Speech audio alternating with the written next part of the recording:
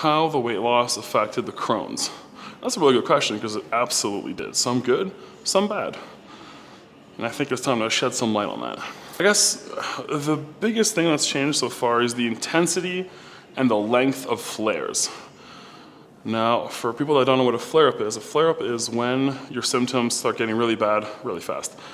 Like, your average person goes to the bathroom, what, once a day for a number 2?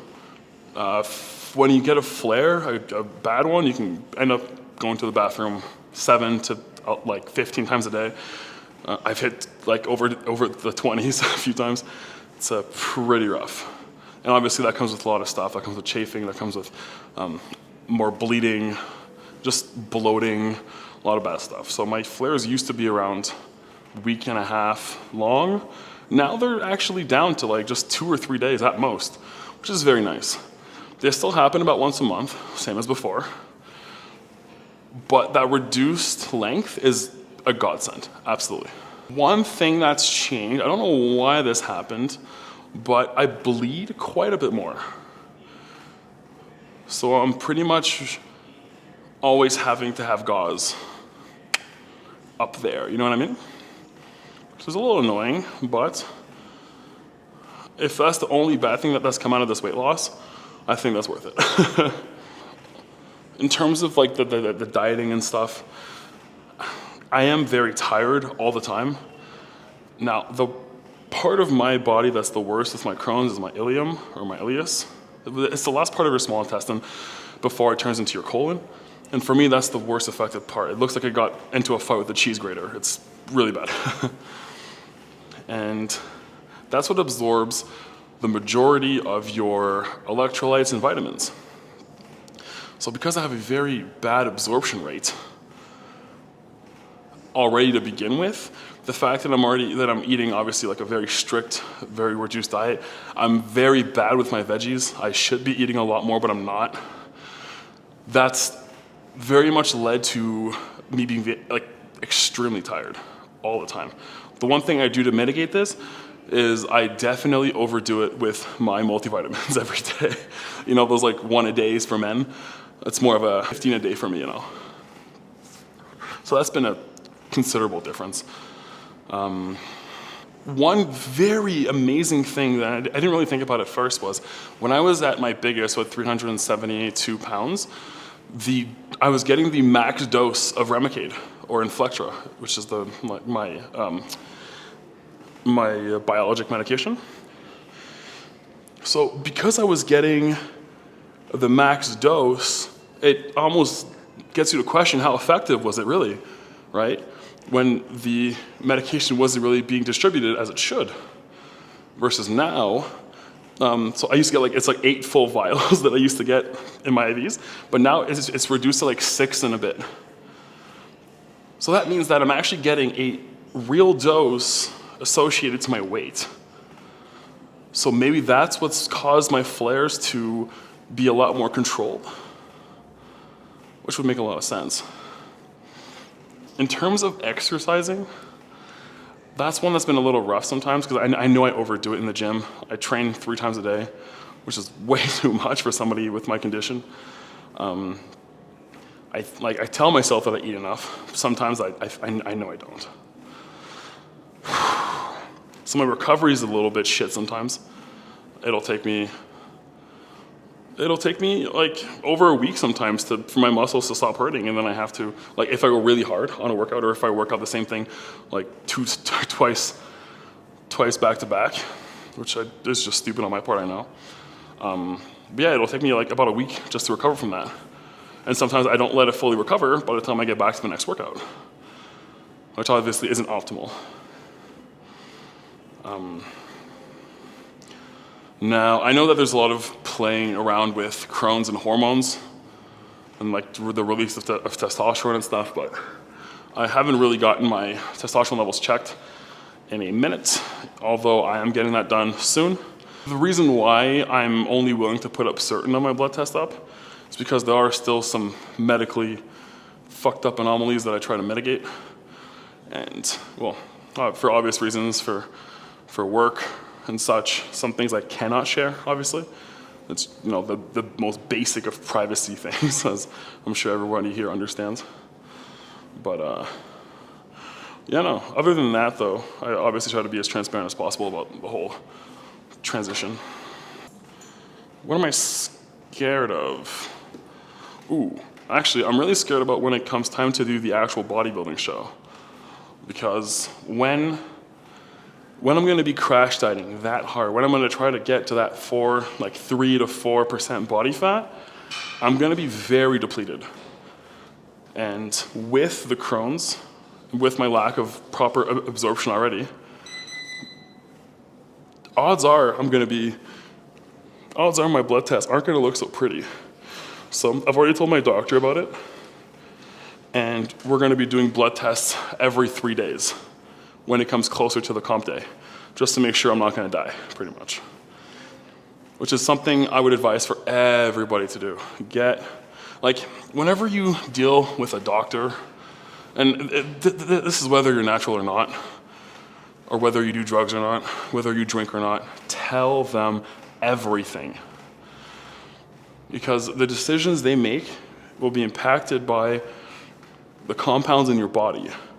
And if you want to avoid some sort of weird medication interaction, tell them everything. It can be awkward, and sometimes you might even have to switch doctors if you're taking, you know, some extra powerful creatine. But if that's the difference between you staying healthy or not, I think it's worth it.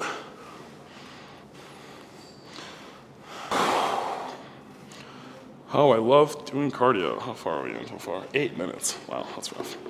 One thing you need to learn to do is listen to your body, and you need to do that quickly. Some days you can't push as hard as the last day. Or some days you can't push as hard as the next day. And it's important to realize that that's okay. You give what you can. Don't kill yourself doing it, because there's another 364 days of the year that you can go and push as hard as you want. But just listen to your body during the whole thing. Not only will you be better for it, but your results will be better as well. This is a big one. Celebrating non-scale victories. That one took me a while, honestly. Because the only thing that I was celebrating really was when I hit big goals on the scale, when I lost a bunch of weight. It took me a while to realize that with Crohn's, that's not always possible. Because when I get my dose, I get very, very tired for almost a full week, very tired. And I get these injections once every 6 weeks. So every 6 weeks, so every 5 weeks, the next week is trash. I'll get crazy water retention from my medication. And I feel weak, so I can't push as hard in the gym. My supplements feel like they don't hit. My caffeine doesn't feel like it wakes me up. Because, when you drink an energy drink and then all of a sudden it's oh yeah, there it is. I don't get that. I can take as much pre-workout as I want. I don't get those little tingles that you want. So, yeah. Just learn to celebrate those non-scale victories.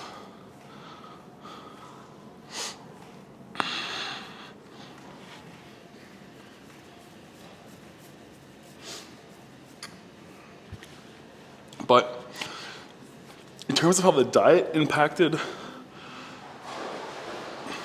the weight loss, that's been a big one.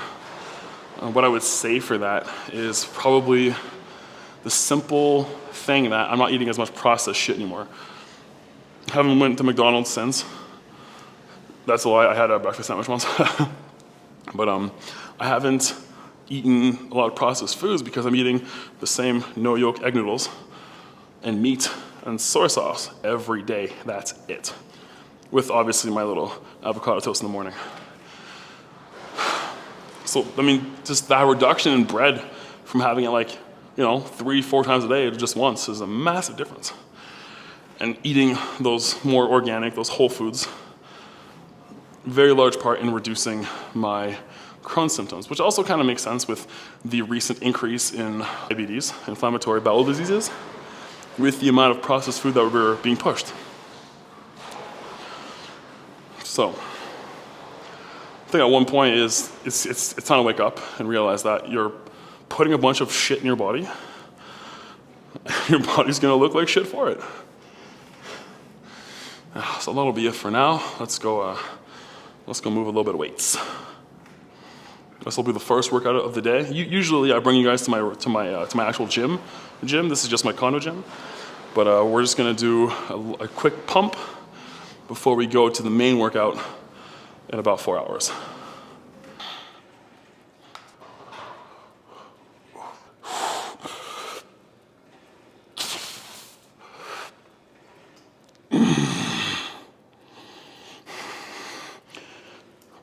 All right, so we just finished biking for an hour. Just my first hour-long cardio ever. Yeah, it sucked.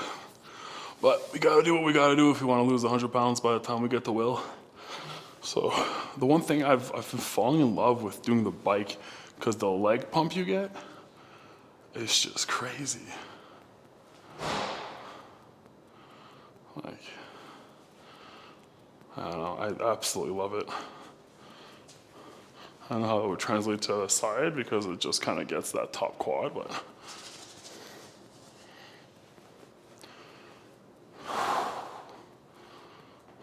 There we go.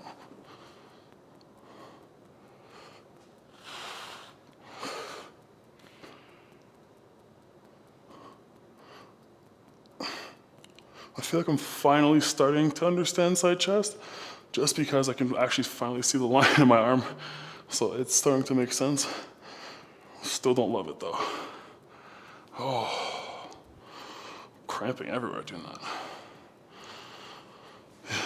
So an hour on the bike, I am sweaty on the back. I still have no idea though how to do the back posing. I just don't know how to put my legs. People have tried to help me, but it's not really. I know this leg has to come back. And then from there,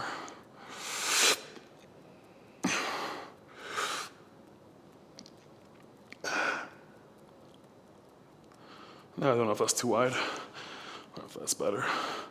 Who knows? Oh, that's a cramp.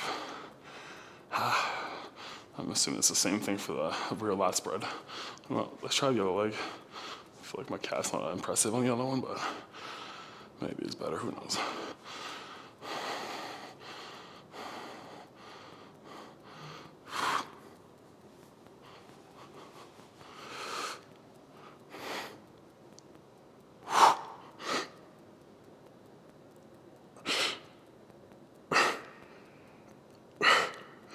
Oh, the cramp is real. I have to learn how to do quarter turns because I have no idea how those work. I know that the relaxed pose is the legs and then just the first quarter turn. I know it's almost like your legs are sideways, but you do some sort of, I'm not 100% sure on that one. There's definitely some work to, yeah. I'll research it before doing it again. Yeah, so the rest I'm gonna do today, I'm not gonna film it. I'm just gonna do some cable flies and stuff, and then tomorrow, we'll do a full day of eating. That'll be rough.